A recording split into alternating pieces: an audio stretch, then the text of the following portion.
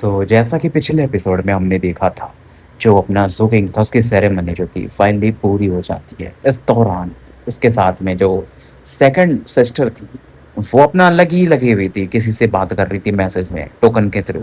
और वहीं third brother बोलती कि देखो मैंने बोला था ना छोटे भाई कि हम डेस्टिनी से कनेक्टेड हैं और कितना कम समय हुआ और तुम हमसे हम मिल गए। तो अपनी इनकी बातें चल रही। अब आगे कि एक कारण था कि मैंने मतलब अपनी जो बिलवेड मरमेड गर्लफ्रेंड थी उसको तुम्हारे सामने मारा। कैप्टन भी हँस रहा था। उसको मालूम था कि जो थर्ड सिबलिंग है ना भाई, वो शब्दों को वेस्ट तो नहीं करता।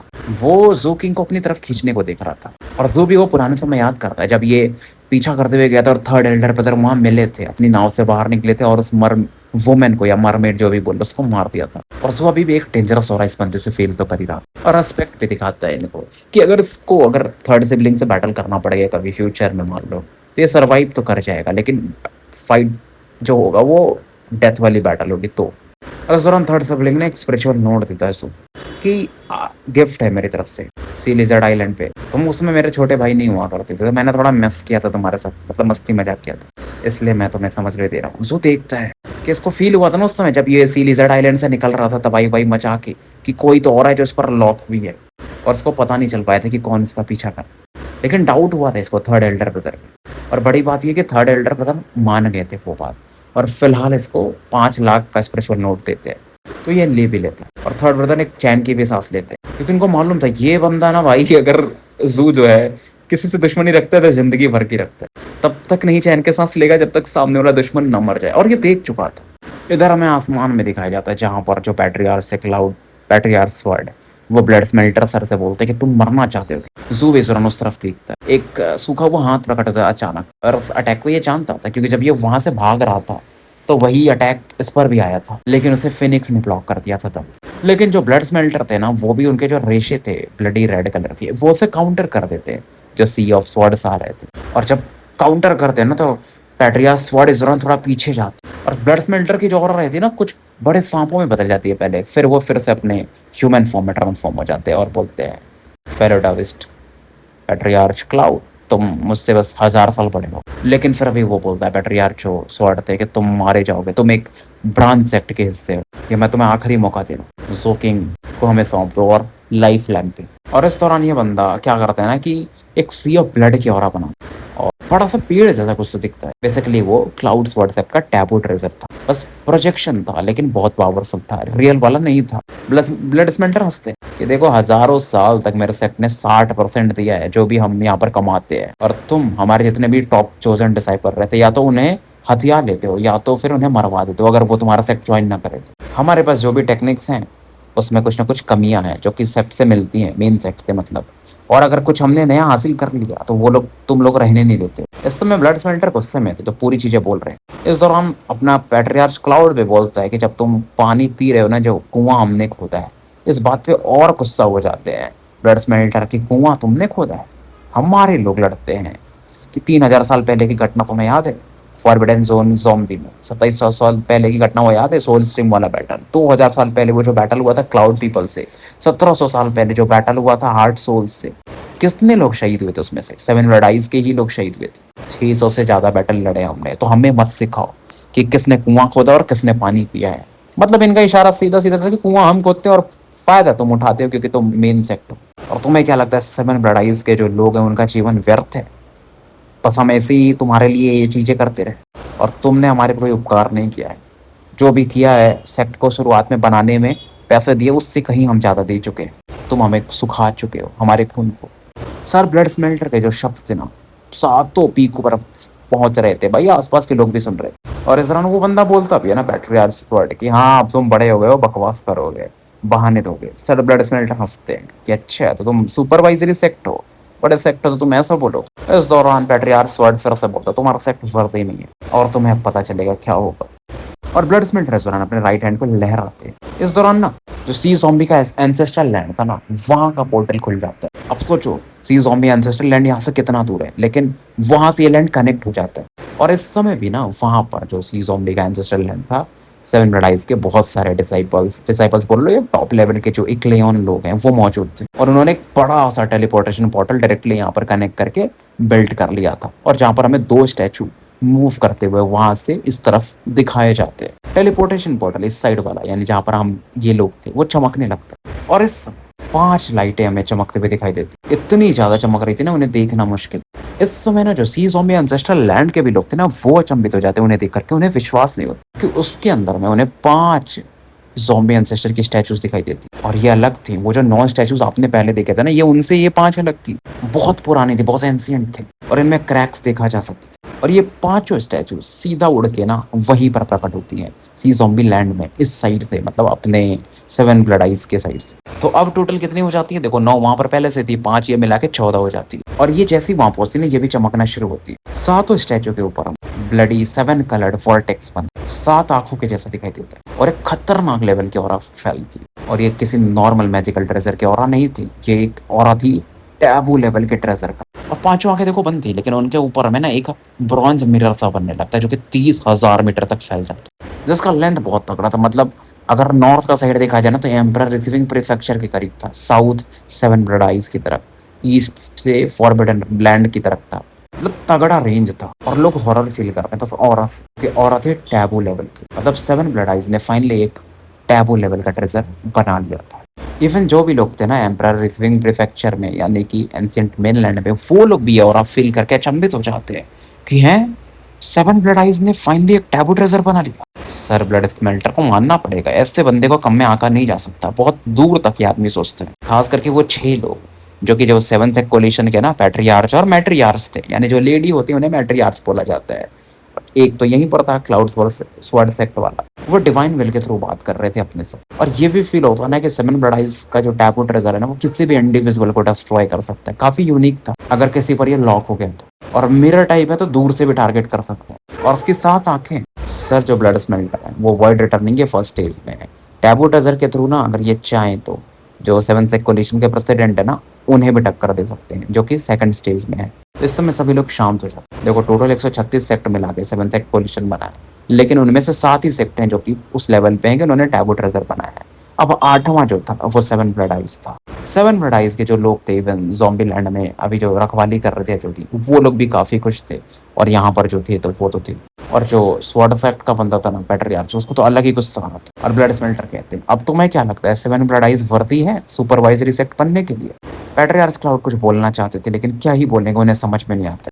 और इन्हें अब समझ में आता है कि 7 ब्लड आइज का कभी इरादा था ही नहीं सी ज़ॉम्बीज को डिस्ट्रॉय करना, बल्कि उनका प्लान था उनके ट्रेजर्स को हासिल करना। दूसरा था रिवर्ड एंशिएंट मेनलैंड से कनेक्ट होना, क्योंकि ज़ॉम्बी लैंड के बाद ही जो हिस्सा है ना वो रिवर्ड एंशिएंट मेनलैंड से कनेक्ट होता है। और उनका प्लान इतना कॉम्प्लेक्स था कि कोई इतना सोच ही नहीं पाता कि वो लोग क्या सोच रहे हैं। पहला गोल तो उन्हें समझ में आ जाता है कि हाँ, मतलब ये लोग क्या करना चाहते हैं, एंशिएंट मेनलैंड तक आना चाहते हैं। तो उस चीज़ को उन्होंने रोकने की कोशिश की, बैटल के बीच में भी आ गए थे। लेकिन टैबू ट्रेजर के बारे में इन लोगों ने कभी नहीं सोचा था। लेकिन ऐसे स्टाइल से सर ब्लड स्मेल्टर नहीं खेलते, मतलब कि पहला गोल सामने वाले को पता चल जाए। क्योंकि इन लोगों ने क्या किया था कि ज़ॉम्बी एंसेस्टर के जो डिफाइन ऑरा थी ना, उसको यूज़ किया था पावर सोर्स की तरह अपना एक टैबू ट्रेजर बनाने के लिए। इसके थ्रू उन्होंने अपने सेक्ट के मैजिकल ट्रेजर को अपग्रेड कर लिया था, टैबू ट्रेजर। इवन उन्होंने ये भी कैलकुलेट कर लिया था कि 7 सेक्ट कोलिशन बीच में कूदेगा, मतलब सब चीज़ कैलकुलेटेड था। टेलीपोर्टेशन भी बिल्ड कर लिया था, हर एक चीज़। अब जो पैट्रियार्च स्वॉर्ड था ना, वो चिल्लाता कि जब हमारे कोलिशन का डिसाइपल चैलेंज कर रहे थे तुम्हारे डिसाइपल, तो तुम लोग जानबूझ करके खुद को वीक दिखा रहे थे। तुम लोगों का अल्टीमेट गोल क्या है? तुम लोग रिवॉर्ड एंशिएंट लैंड में एक इंडिपेंडेंट फोर्स बनना चाहते हो, राइट? सर ब्लड स्मेल्टर इस दौरान जवाब नहीं देते कि देखो मैं तो बूढ़ा हो चुका, तो मेन लैंड पे अपना रिटायरमेंट टाइम बिता लो। लेकिन मैं चाहता हूँ कि 7 सेक्ट कोलिशन में एक नया सीट ऐड हो जाए और वो बन जाए 8 सेक्ट कोलिशन, यानी कि हमारा सेक्ट उसमें एक अलग से जुड़ जाए सुपरवाइजरी सेक्ट की तरह। इस दौरान जू समुद्री क्षेत्र में कुछ और फील करता है, देखता है उस तरफ। कैप्टन बोलते हैं क्या चल रहा है? फिर बोलते हैं कि ओल्ड मैन बहुत धुर सा आदमी है। अब मुझे समझ में आया कि सीक्रेट वेपन के इधर थर्ड ब्रदर भी देख रहे थे, लेकिन जो सेकंड सिस्टर थी वो अभी भी मैसेज में बात ही कर रही थी। थर्ड एल्डर ब्रदर को भी प्लान तो नहीं समझ में आता, तो वो पूछते हैं कि एल्डेस्ट ब्रदर यानी कैप्टन से कि क्या चल रहा है, कि सच में हमारे पास टैबू ट्रेजर आ चुका है? जू भी सुन रहा था बस। ये ऐसा चीज जानना है तो 1000 स्पिरिचुअल स्टोन्स तो लगेंगे, पे कर दो मैं बता दूँ। मास्टर 7 कहते तुम्हें भी कुछ नहीं पता। कैप्टन इस थोड़ा शर्मा जाते हैं और गला साफ करते हैं। और फिर मास्टर 7 बोलते हैं देखो 100 सालों से मैं इस चीज का प्लान कर रहा था पैट्रियार्च की, एक एक कदम हमने फूंक के रखा, तो तुम चारों दिमाग मत लगाओ। मैं बताता हूँ। सी ज़ॉम्बी एंसेस्ट्रल लैंड में हमने टैबू ट्रेज़र बनाया जो कि अब 7 ब्लड आइज़ का बन चुका है और वो 8वाँ टैबू ट्रेज़र होगा जो कि 7 सेट कोलिशन में एग्ज़िस्ट करेगा। इसलिए हम ताकि हमें सेफ पासेस मिल जाए रिवर एंसेंट मेनलैंड जाने के लिए। उसके बाद 7 सेट कोलिशन अपना नाम चेंज कर देगा। तुम लोगों को क्या लगता है क्या रखना चाहिए? 8 सेट कोलिशन अच्छा लगेगा? मास्टर 7 इस दौरान ये चीज़ें बोल रहे थे तभी आसमान में 6 ऑरा प्रकट हुई थी गॉड लाइक ऑरा एकदम। बेसिकली ये बाकी लोग थे 7 सेट कोलिशन के जो पैट्रियार्च या मैट्रियार्च थे। और इस दौरान एक ओल्ड लेडी भी प्रकट हुई जो कि 7 ब्लड आइज़ की तरफ पढ़ती है, सर ब्लड स्मेल्टर की तरफ। और कहती है मैंने सुना ज़ोकिंग के बारे में कोई बात कर रहा था, मेरी पोती तो उसे बहुत पसंद करती है। मैं तो शादी करना चाहती हूँ और कोई मार देगा तो मेरी पोती को अच्छा नहीं लगेगा, यानी मुझे भी अच्छा नहीं लगेगा। देखो मैं तो बूढ़ी हो रही हूँ लेकिन मैं अपनी पोती के बारे में तो सोचूंगी और मैं खुश नहीं रहूंगी तो किसी को खुश रहने नहीं दूंगी। अब देखो यान यान की ग्रैंडमा जब ये बातें बोलती है तो पूरा सेट सुन रहा था और बाकी लोग भी सुन रहे थे। जो इस दौरान कुछ नहीं कहता, लेकिन इस दौरान कैप्टन और थर्ड ब्रदर जो की तरफ देखते हैं और सेकंड सिस्टर जो कि अब तक बात कर रही थी वो मैसेज करना बंद कर देती। मास्टर 7 साइड से जो की तरफ देखते हैं और काफी खुश होते हैं। तो मेरे जैसी वजह से मैं पहले हुआ करता था। फिर बाकी अपने 3 शिष्यों की तरफ देखते हैं कि तुम लोग काम के नहीं हो। खास करके सेकंड सिबलिंग की तरफ देखते हैं। फिर बिग सिप और थर्ड सिप पर फोकस करते हैं। थर्ड सिप को भी इग्नोर कर देते हैं कि ये थोड़ा तो कुछ तो कर लेता है। फिर कैप्टन की तरफ देख, तुम एक दो चीज तो अपने छोटे भाई से सीख सकते हो। कैप्टन कहते अगर मैं ऐसा दिखता ना तो मैं अलग ही मजे कर रहा होता। इस बंदी का चेहरा कोई मैजिकल टेक्निक भी नहीं दे सकती। इस दौरान इनकी अलग चल रही थे नाटकें और पैट्रियार्क क्लाउड जो थे अलग एक्सप्रेशन में थे। गुरु स्नीदर की तरफ देखते क्योंकि वो भी पावरफुल थी, मतलब ब्लड स्मेल्टर के ही लेवल पे थी। वो कैसे इन चीजों में अलायंस अलायंस में भाग नहीं लेती थी, लेकिन अभी आ गई थी वो ब्लड स्मेल्टर के लिए। पैट्रियार्च क्लाउड की अलग फटी पड़ी थी, उनका ग्रैंडसन अलग लेवल पे इंजर्ड है, सर्वाइव करेगा नहीं करेगा। लाइफ लैम्प भी जा चुका था और चीजें खराब होती जा रही थी। अब देखो 7 ब्लड आइज एक सुपरवाइजरी सेक्ट बनने वाला है और ये रोक भी नहीं सकते क्योंकि उनके पास टैबू ट्रेजर भी आ चुका है। और ये चाहे भी अगर ये मतलब नेगेटिव साइड भी वोट करे तो बाकी लोग अप्रूव कर ही देंगे क्योंकि इतने पावरफुल सेक्ट को जो कि खुद इनका ब्रांच सेक्ट पहले हुआ करता था कौन जाने देगा। लेकिन फिर भी ये बंदा मानता नहीं है और अपने ऑरा का इस्तेमाल करके सी ऑफ ब्लड से जो 7 ब्लड आइज है वहां पर अटैक करने लगा। ब्लड स्मेल्टर अलग नहीं हंसते, मतलब तुम सुधरोगे नहीं यार, तुम्हारा जो पापी नेचर है वो सुधरेगा नहीं। मैं अपने डिसाइपल को सेक्रीफाइस कर दूं 7 सेक्ट पोलिशन के लिए ज्वाइन करने के लिए तो मेरे बाकी डिसाइपल्स क्या सोचेंगे? उन्हें भी लगेगा कि अब टॉप पोजीशन पाने के लिए फिर तो मैं उनको भी सेक्रीफाइस कर सकता हूँ। सर ब्लड स्मेल्टर इस दौरान अपनी ऑरा यूज कर बाकी जो क्लैन के 7 सेट के पैट्रियार्च और मैट्रियार्च से वो देख रहे थे इन चीजों को। और जैसे ही वो अपनी ऑरा का इस्तेमाल करते हैं ना, सी ज़ॉम्बी एंसेस्ट्रल लैंड एक बड़ा सा में ना ब्रॉन्ज मिरर दिखता जो कि रोटेट कर रहा था।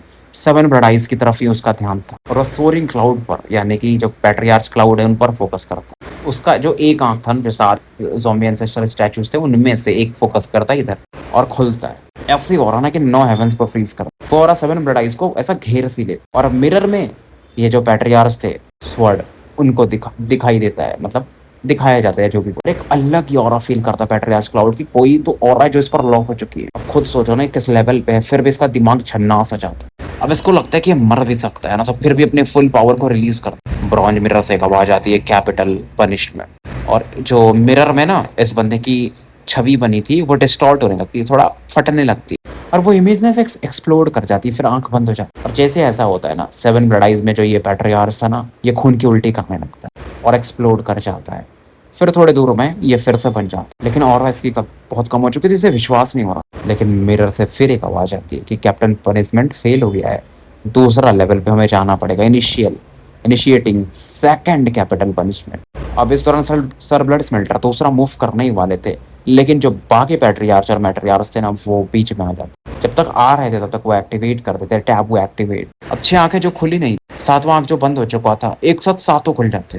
पूरी ऑरा फोकस हो जाती सातों पैट्रियार्च और मैट्रियार्च पे। सभी लोग हैरान हो जाते, जितना इन्हें लगा था ना भाई 7 लड़ाई का टैबू ट्रेजर ज्यादा खतरनाक था। हर एक आंख देखो, एक तो कैपिटल पनिशमेंट की ओरा रखती है। एक आंख अगर फेल हो गया ना जिसका, जैसे अभी ये पैट्रियार्च स्वॉर्ड नहीं मरा तो दूसरा आंख एक्टिवेट होने लगता है और सातों एक साथ एक्टिवेट कर दिया तो क्या होगा और कितने बार इसे यूज कर सकते हैं किसी को पता नहीं था फिलहाल। और तुरंत ही फिर आवाज आती है सभी की एक साथ कि हम प्रपोज करते हैं कि 7 ब्लड आइज जो है 7 सेक्ट कोलिशन को ज्वाइन करना। पैट्रियार्च वर्ड कन्विंस तो नहीं थे, लेकिन वो क्या ही कर सकते थे। इस दौरान ना जो स्पिरिट ग्लूम वैली था और हेवन मिरर ट्रेजर सेक्ट वाले थे उन्होंने भी अपने टैबू ट्रेजर को एक्टिवेट कर दिया था। मतलब वो अटैक कर सकते थे 7 ब्लड आइज पर, ऐसा नहीं, लेकिन उन्हें समझ में आया कि चीजें आसान नहीं होने वाली और शायद वो दोनों मदद करने को देख रहे थे, मतलब 7 ब्लड आइज का तो पैट्रियार्क्स वर्ड को समझ में आता है कि चीज़ें काफ़ी कॉम्प्लेक्स हैं, जितना ये सोच रहा था। इस दौरान एक और सीरियस वॉइस आती है, प काफ़ी एंशिएंट वॉइस कि हम एक ही साइड हैं, तो फालतू में झगड़े करके मतलब नहीं है। फेलोडोइस्ट,